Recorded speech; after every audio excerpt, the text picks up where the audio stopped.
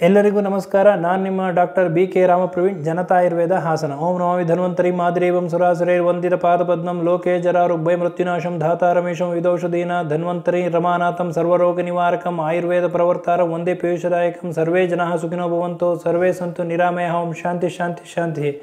ವೀಕ್ಷಕರೇ, ಇವತ್ತಿನ ವಿಷಯ ಹುತ್ತದ ಮಣ್ಣು. ಹುತ್ತದ ಮಣ್ಣಿಗೂ ಬೇರೆ ಮಣ್ಣಿಗೂ ವ್ಯತ್ಯಾಸ ಇದೆಯಾ? 100ಕ್ಕೆ 100 ವ್ಯತ್ಯಾಸ ಇದೆ. ಹುತ್ತದ ಮಣ್ಣಿನಲ್ಲಿ ಔಷಧೀಯ ಗುಣಗಳಿದೆಯಾ? 100ಕ್ಕೆ 100 ಔಷಧಿ ಗುಣಗಳಿದೆ. ಕುಕ್ಕೆ ಶ್ರೀ ಸುಬ್ರಹ್ಮಣ್ಯ ಸ್ವಾಮಿ ದೇವಸ್ಥಾನದಲ್ಲಿ ಹುತ್ತದ ಮಣ್ಣು ಅಂದರೆ ಮೃತ್ತಿಕೆಯ ಪ್ರಸಾದವನ್ನು ಕೊಡ್ತಾರೆ, ಮೃತ್ತಿಕೆಯ ತೀರ್ಥವನ್ನು ಕೊಡ್ತಾರೆ. ಇದರಲ್ಲಿ ಔಷಧೀಯ ಗುಣಗಳಿದೆಯಾ? 100ಕ್ಕೆ 100 ಇದರಲ್ಲಿ ಔಷಧೀಯ ಗುಣಗಳಿದೆ. ಬನ್ನಿ ಹಾಗಾದರೆ ಇವತ್ತಿನ ಈ ಸಂಚಿಕೆಯಲ್ಲಿ ಹುತ್ತದ ಮಣ್ಣಿನ ಮಹತ್ವ, ಹುತ್ತದ ಮಣ್ಣಿನ ಔಷಧೀಯ ಗುಣಗಳನ್ನು ನಾವು ತಿಳ್ಕೊಳ್ಳೋಣ. ಹುತ್ತವನ್ನು ಕಟ್ಟುವುದು ಗೆದ್ದಲು. ಈ ಗೆದ್ದಲು ಭೂಮಿ ಮೇಲಿರ್ತಕ್ಕಂತಹ ಮಣ್ಣನ್ನು ತಂದುಬಿಟ್ಟು ಹುತ್ತವನ್ನು ಕಟ್ಟೋದಿಲ್ಲ. ಭೂಮಿಯ ಒಳಗಡೆ ಇರ್ತಕ್ಕಂತಹ 40ರಿಂದ 50 ಅಡಿ ಆಳಕ್ಕೆ ಹೋಗಿ ಅಲ್ಲಿರ್ತಕ್ಕಂತಹ ಕಲ್ಲು ಮಣ್ಣುಗಳನ್ನ ತಂದು ಹುತ್ತವನ್ನು ಕಟ್ಟುತ್ತದೆ. ಈ ಹುತ್ತದ ಮಣ್ಣಿನಲ್ಲಿ ಫಾಸ್ಫರಸ್, ಬೋರಾನ್, ಐರನ್, ಜಿಂಕ್ ಹೇರಳವಾಗಿ ಇರ್ತದೆ. ಇದು ಔಷಧೀಯ ಗುಣವಾಗಿ ಕೆಲಸ ಮಾಡ್ತದೆ. ಪ್ರಮುಖವಾಗಿ ಚರ್ಮ ಸಂಬಂಧಿ ಕಾಯಿಲೆಗಳನ್ನ ನಿವಾರಣೆ ಮಾಡಲು ಹಾಗೂ ಪಿತ್ತ ಸಂಬಂಧಿ, ಉಷ್ಣ ಸಂಬಂಧಿ ಕಾಯಿಲೆಗಳನ್ನು ನಿವಾರಣೆ ಮಾಡಲು ಹಾಗೂ ಜಾಯಿಂಟ್ಸ್ ಪೇಯ್ನ್ಗಳು, ಈ ಒಂದು ತೊಂದರೆಗಳನ್ನು ನಿವಾರಣೆ ಮಾಡಲು ಇದು ಹುತ್ತದ ಮಣ್ಣು ರಾಮಬಾಣವಾಗಿ ಕೆಲಸ ಮಾಡ್ತದೆ. ಬನ್ನಿ ಈಗ ಮೊದಲಿಗೆ ಈ ಚರ್ಮ ಸಂಬಂಧಿ ಕಾಯಿಲೆಗಳಲ್ಲಿ ಇದು ಯಾವ ರೀತಿ ಕೆಲಸ ಮಾಡ್ತದೆ ಅನ್ನೋದನ್ನು ನಾವು ತಿಳ್ಕೊಳ್ಳೋಣ. ಮೊದಲಿಗೆ ಈ ಒಂದು ಚರ್ಮ ಸಂಬಂಧಿ ಕಾಯಿಲೆಗಳು, ಕಣ್ಣು ಉರಿ, ಈ ಕಣ್ಣು ನೋವು, ಕಣ್ಣು ಉರಿ ಇದ್ದ ಸಂದರ್ಭದಲ್ಲಿ ಈ ಒಂದು ಹುತ್ತದ ಮಣ್ಣನ್ನು ತಣ್ಣೀರಿನಲ್ಲಿ ಪೇಸ್ಟ್ ಥರ ಮಾಡಿಬಿಟ್ಟು ರೆಪ್ಪೆಯ ಮೇಲೆ ಲೇಪ ಹಾಕ್ಕೊಂಡು ಸ್ವಲ್ಪ ಹೊತ್ತು ಮಲಗಿ ತದನಂತರ ಅದನ್ನು ತೆಗೆಯೋದ್ರಿಂದ ಕಣ್ಣು ಉರಿ, ಕಣ್ಣು ನೋವು, ಕಣ್ಣು ಕೆಂಪಾಗಿರ್ತಕ್ಕಂತಹ ಒಂದು ಸಮಸ್ಯೆಗಳು ನಿವಾರಣೆಯಾಗ್ತದೆ. ಗ್ಲಾಕೋಮಾ ಅಂತ ಒಂದು ಕಣ್ಣಿನ ಒಂದು ಕಾಯಿಲೆ ಇದೆ. ಇದ್ದ ಸಂದರ್ಭದಲ್ಲೂ ಈ ಒಂದು ಲೇಪ ಹಾಕ್ಕೊಳ್ಳೋದ್ರಿಂದ ಈ ಒಂದು ತೊಂದರೆಗಳೆಲ್ಲ ನಿವಾರಣೆಯಾಗ್ತದೆ. ಆಯಾಸವನ್ನು ಕಡಿಮೆ ಮಾಡ್ತದೆ, ಚೆನ್ನಾಗಿ ನಿದ್ದೆ ಬರ್ತದೆ, ಕಣ್ಣಿನ ದೋಷಗಳನ್ನ ನಿವಾರಣೆ ಮಾಡ್ತದೆ, ದೃಷ್ಟಿಯನ್ನು ಹೆಚ್ಚಿಸ್ತದೆ.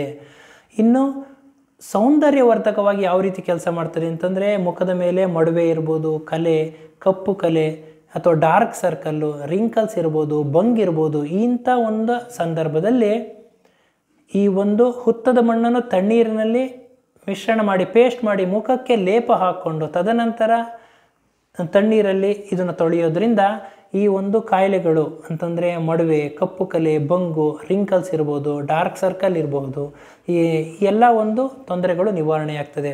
ಆದರೆ ಒಂದು ವಿಷಯ, ಮಡುವೆ ಒಡೆದಿದ್ದ ಸಂದರ್ಭದಲ್ಲಿ ಮೃತ್ತಿಕಾ ಲೇಪವನ್ನು ದಯವಿಟ್ಟು ಹಾಕೋಬೇಡಿ. ಹಾಗೂ ಕೆಲವೊಬ್ಬರು ರಾತ್ರಿ ಮಲಗಿರ್ತಾರೆ, ಬೆಳಗ್ಗೆ ಏಳೋ ಅಷ್ಟೊತ್ತಿಗೆ ತುಟಿ ಮೇಲೆ ಒಂದು ಹುಣ್ಣು ಥರ ಆಗಿರ್ತದೆ.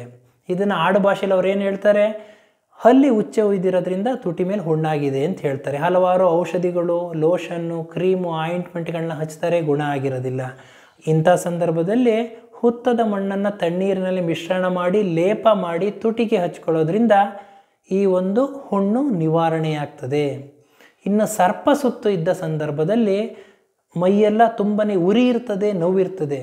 ಈ ಹುತ್ತದ ಮಣ್ಣು ಶೀತವೀರ್ಯ ಇರೋದ್ರಿಂದ, ತಂಪು ಮಾಡೋದ್ರಿಂದ ಈ ಮೃತ್ತಿಕಾ ಲೇಪ, ಈ ಹುತ್ತದ ಮಣ್ಣಿನ ಲೇಪವನ್ನು ಹಾಕೊಳ್ಳೋದ್ರಿಂದ ಈ ಒಂದು ಸರ್ಪ ಸುತ್ತು, ಉರಿ, ನೋವು ಎಲ್ಲದು ನಿವಾರಣೆಯಾಗ್ತದೆ.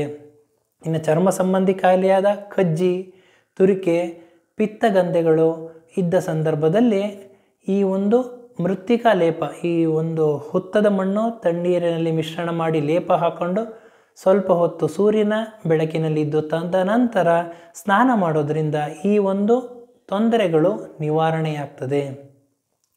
ಇನ್ನು ಇಂಟರ್ನಲಿ, ಇದು ಬಾಹ್ಯ ಆಯಿತು. ಹಾಗೂ ಇಂಟರ್ನಲಿ ಅಂತಂದರೆ ಎದೆ ಉರಿ, ಗ್ಯಾಸ್ಟ್ರೈಟಿಸ್, ಹೊಟ್ಟೆ ಉರಿ, ಹೊಟ್ಟೆ ಉಬ್ಬರ, ಮಲಬದ್ಧತೆ ಇದ್ದ ಸಂದರ್ಭದಲ್ಲಿ ಪ್ರತಿದಿನ ಬೆಳಗ್ಗೆ ಖಾಲಿ ಹೊಟ್ಟೆಗೆ 1 ಲೋಟ ತಣ್ಣೀರಿಗೆ 2 ಚಿಟಿಕೆ ಈ ಒಂದು ಹುತ್ತದ ಮಣ್ಣನ್ನು ಮಿಶ್ರಣ ಮಾಡಿ ಕುಡಿಯೋದ್ರಿಂದ ಎದೆ ಉರಿ, ಹೊಟ್ಟೆ ಉರಿ, ಆಮ್ಲಪಿತ್ತ, ಪಿತ್ತ ಸಂಬಂಧಿ ಕಾಯಿಲೆಗಳು, ಉಷ್ಣ ಸಂಬಂಧಿ ಕಾಯಿಲೆಗಳು, ಹೊಟ್ಟೆ ನೋವು, ಮಲಬದ್ಧತೆ ಈ ಎಲ್ಲದು ನಿವಾರಣೆಯಾಗ್ತದೆ. ಇನ್ನು ಜಾಯಿಂಟ್ಸ್ ಪೇಯ್ನ್ಗಳಲ್ಲಿ, ಈ ಜಾಯಿಂಟ್ಸ್ ಪೇಯ್ನ್ ಇದ್ದ ಸಂದರ್ಭದಲ್ಲಿ ಈ ಪ್ರಮುಖವಾಗಿ ಈ ಒಂದು ಮಂಡಿ ನೋವು ಇದ್ದ ಸಂದರ್ಭದಲ್ಲಿ ಮೃತ್ತಿಕೆ ಅಂದರೆ ಈ ಹುತ್ತದ ಮಣ್ಣನ್ನು ನೀರಿನಲ್ಲಿ ಕಲಸಿ ಒಂದು ಪೇಸ್ಟ್ ಥರ ಮಾಡಿ ಅದಕ್ಕೆ ಸ್ವಲ್ಪ ಸಾಸಿವೆಯನ್ನು ಹಾಕಿ ಚೆನ್ನಾಗಿ ಗ್ರೈಂಡ್ ಮಾಡಿ ಅದನ್ನು ತದನಂತರ ಸ್ವಲ್ಪ ಬಿಸಿ ಮಾಡಿ ಮಂಡಿ ಮೇಲೆ ಲೇಪ ಹಾಕಿ ಕಟ್ಟೋದ್ರಿಂದ ಮಂಡಿ ನೋವು, ಮಂಡಿ ಊತ ಎಲ್ಲದು ಕಡಿಮೆ ಮಾಡ್ತದೆ. ಇದು ಈ ಒಂದು ಮೃತ್ತಿಕೆ, ಈ ಹುತ್ತದ ಮಣ್ಣು ಇನ್ಫ್ಲಮೇಟರಿಯಾಗಿ ಕೆಲಸ ಮಾಡ್ತದೆ, ಅಂದರೆ ಊತವನ್ನು ಇಳಿಸ್ತದೆ. ಹಾಗೂ ಅನಾಲ್ಜೆಸಿಕ್ ಅಂದರೆ ನೋವನ್ನು ನಿವಾರಣೆ ಮಾಡುವಂಥ ಶಕ್ತಿ ಇರೋದ್ರಿಂದ ನೋವನ್ನು ಇದು ನಿವಾರಣೆ ಮಾಡ್ತದೆ. ಈ ಲೇಪ ಹಾಕೊಳ್ಳೋದ್ರಿಂದ ಯಾವ ರೀತಿ ಕೆಲಸ ಮಾಡ್ತದೆ ಅಂದರೆ, ಮೊದಲು ಈ ಲೇಪ ಹಾಕೊಳ್ಳೋದ್ರಿಂದ ಇದು it will give cooling effect, ಕೂಲಾಗಿ ಮಾಡ್ತದೆ, ತಂಪನ್ನು ಕೊಡ್ತದೆ. ಎರಡನೇದು ಬ್ಲಡ್ ಸರ್ಕ್ಯುಲೇಷನ್ನ ಚೆನ್ನಾಗಿ ಮಾಡ್ತದೆ. ಮೂರನೇದು ಮಸಲ್ ರಿಲ್ಯಾಕ್ಸೆಂಟ್ ಆಗಿ ಕೆಲಸ ಮಾಡೋದ್ರಿಂದ ಇದು ಒಂದು ಜಾಯಿಂಟ್ಸ್ ಪೇಯ್ನ್ಗಳನ್ನ ಕಡಿಮೆ ಮಾಡ್ತದೆ, ನೋವನ್ನು ನಿವಾರಣೆ ಮಾಡ್ತದೆ. ಈ ಒಂದು ಮಸಲ್ಸಲ್ಲಿ ಇರ್ತಕ್ಕಂತಹ ಟೆನ್ಷನ್ನು, ಸ್ಟ್ರೆಸ್ಸು ಅದೆಲ್ಲದನ್ನು ಕಡಿಮೆ ಮಾಡ್ತದೆ. ಈ ಒಂದು ಪಿತ್ತ ಸಂಬಂಧಿ ಕಾಯಿಲೆ ಇರಬಹುದು, ಉಷ್ಣ ಸಂಬಂಧಿ ಕಾಯಿಲೆ ಇರ್ಬೋದು, ಬಾಹ್ಯವಾಗಿ ಲೇಪನ ಹಾಕೊಳ್ಳೋದ್ರಿಂದ ಹೊಟ್ಟೆ ಉರಿ, ಹೊಟ್ಟೆ ನೋವು ಇದೆಲ್ಲದ ಒಂದು ನಿವಾರಣೆ ಆಗ್ತದೆ. ಹಾಗೂ ಇವತ್ತಿನ ದೇಶದಲ್ಲಿ ಪಾಶ್ಚಾತ್ಯ ದೇಶಗಳಲ್ಲಿ ನೀವು ನೋಡಿರ್ಬೋದು ಮಡ್ ಬಾತ್ ಅಂತಲೇ ಹೇಳ್ತಾರೆ. ಇಲ್ಲೂ ನಮ್ಮ ದೇಶದಲ್ಲೂ ಮಡ್ ಬಾತ್ ಅಂತ ಏನು ಹೇಳ್ತಾರೆ, ಪ್ರಕೃತಿ ಚಿಕಿತ್ಸೆಯಲ್ಲಿ ಹುತ್ತದ ಮಣ್ಣನ್ನು ತಣ್ಣೀರ ಲೇಪ ಮಾಡಿಬಿಟ್ಟು ತದನಂತರ ಸ್ವಲ್ಪ ಹೊತ್ತು ಬಿಸಿಲಿನಿದ್ದು ಆಮೇಲಿಂದ ಸ್ನಾನ ಮಾಡೋದು ಒಂದು ಪ್ರಕ್ರಿಯೆ ಎಲ್ಲರಿಗೂ ಗೊತ್ತಿದೆ. ಇದು ಒಂದು ಚರ್ಮಕ್ಕೆ ಕಾಂತಿಯನ್ನು ಕೊಡ್ತದೆ, ಚರ್ಮಕ್ಕೆ ಒಂದು ಕಾಂಪ್ಲೆಕ್ಷನ್ ಕೊಡ್ತದೆ, ರೋಗ ನಿರೋಧಕ ಶಕ್ತಿಯನ್ನು ಹೆಚ್ಚಿಸ್ತದೆ. ಹಾಗಾಗಿ ಇವತ್ತು ಮಾರ್ಕೆಟ್ಗಳಲ್ಲಿ ನೀವು ನೋಡಿರಬಹುದು, ಕೇಳಿರಬಹುದು, ಈ ಮೃತ್ತಿಕೆ ಅಂತಂದರೆ ಈ ಹುತ್ತದ ಮಣ್ಣನ್ನು ಪ್ಯಾಕೆಟ್ ಮಾಡಿ ಮಾರಾಟ ಮಾಡ್ತಾ ಇದ್ದಾರೆ. ಇದರಲ್ಲಿ ಔಷಧೀಯ ಗುಣಗಳು ಇಷ್ಟೊಂದು ಇರೋದ್ರಿಂದ, ಹಲವಾರು ಉಪಯೋಗಗಳು ಇರೋದ್ರಿಂದ ಚರ್ಮ ಸಂಬಂಧಿ ಕಾಯಿಲೆ ಇರ್ಬೋದು, ಉಷ್ಣ ಪಿತ್ತ ಸಂಬಂಧಿ ಕಾಯಿಲೆ ಇರ್ಬೋದು, ಜಾಯಿಂಟ್ಸ್ ಪೇಯ್ನ್ಗಳಿರ್ಬೋದು, ಇದೆಲ್ಲದು ಒಂದು ನಿವಾರಣೆ ಮಾಡತಕ್ಕಂತಹ ಒಂದು ಶಕ್ತಿ ಇರೋದ್ರಿಂದ ಇದನ್ನು ಹಲವಾರು ಜನ ಉಪಯೋಗಿಸ್ತಾ ಇದ್ದಾರೆ. ಇನ್ನು ಚರ್ಮ ಸಂಬಂಧಿ ಕಾಯಿಲೆಯಾದ ಸೋರಿಯಾಸಿಸ್ ಇದ್ದ ಸಂದರ್ಭದಲ್ಲಿ ಈ ಹುತ್ತದ ಮಣ್ಣನ್ನು ಗೋಮೂತ್ರದೊಂದಿಗೆ ಮಿಶ್ರಣ ಮಾಡಿ ಲೇಪ ಹಾಕೊಳ್ಳೋದ್ರಿಂದ ಈ ಸೋರಿಯಾಸಿಸ್ ಕಾಯಿಲೆ ನಿವಾರಣೆ ಆಗ್ತದೆ. ಈ ಚರ್ಮ ಸಂಬಂಧಿ ಕಾಯಿಲೆ, ಜಾಯಿಂಟ್ಸ್ ಪೇಯ್ನು ಈ ಎಲ್ಲದಕ್ಕೂ ಇದು ರಾಮಬಾಣವಾಗಿ ಕೆಲಸ ಮಾಡೋದ್ರಿಂದ ಹಾಗೂ ಸೌಂದರ್ಯವರ್ಧಕವಾಗಿ ಇದು ಕೆಲಸ ಮಾಡ್ತದೆ.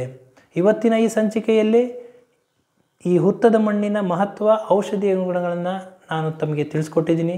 ನನ್ನ ಈ ವಿಡಿಯೋ ತಮಗೆ ಇಷ್ಟವಾಗಿದ್ದಲ್ಲಿ ಲೈಕ್ ಮಾಡಿ, ಶೇರ್ ಮಾಡಿ ಹಾಗೂ ಮುಂದಿನ ವಿಡಿಯೋಗಳಿಗಾಗಿ ಸಬ್ಸ್ಕ್ರೈಬ್ ಮಾಡಿ. ಧನ್ಯವಾದಗಳು.